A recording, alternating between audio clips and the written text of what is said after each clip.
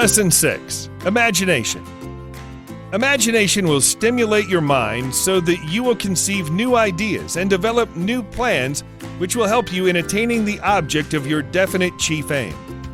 This lesson will show you how to create new ideas out of old, well-known concepts, and how to put old ideas into new uses. Imagination is the workshop of the human mind, wherein old ideas and established facts may be reassembled into new combinations and put to new uses. First comes the thought. Then comes the organization of that thought into ideas and plans. There finally is the transformation of those plans into reality. The imagination is both interpretive and creative in nature.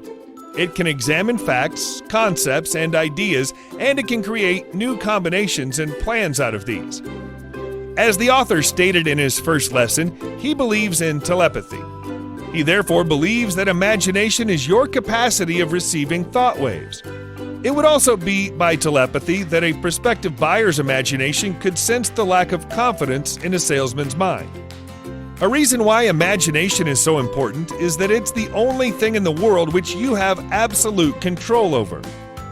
Most inventions or achievements are solely new applications of things that already exist. The greatest and most profitable thing you can do with your imagination is the act of rearranging old ideas into new combinations. If you feel that your own imagination is inadequate, you should form an alliance, marriage, friendship, or business partnership with someone whose imagination is sufficiently developed to supply your deficiency. Man will grant favors that you request for the benefit of a third person when they would not grant them if requested for your benefit.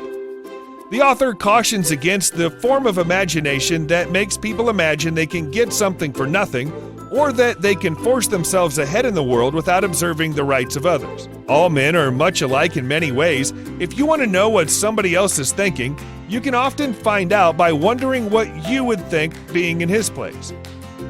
Every person should be somewhat of a dreamer, but a doer too. If the dreamer isn't a doer, he should form an alliance with someone who can translate dreams into reality. The selection of a definite chief aim calls for the use of both imagination and decision. Adversities and temporary defeat are generally blessings in disguise because they force you to use both imagination and decision. One of the most famous and highly paid writers in the world has built his fame and fortune on the sole discovery that it is profitable to write about that which people already know and with which they are already in accord. Page 65. When selling merchandise, imagination has to be used in every aspect, from the product presentation to the seller's speech.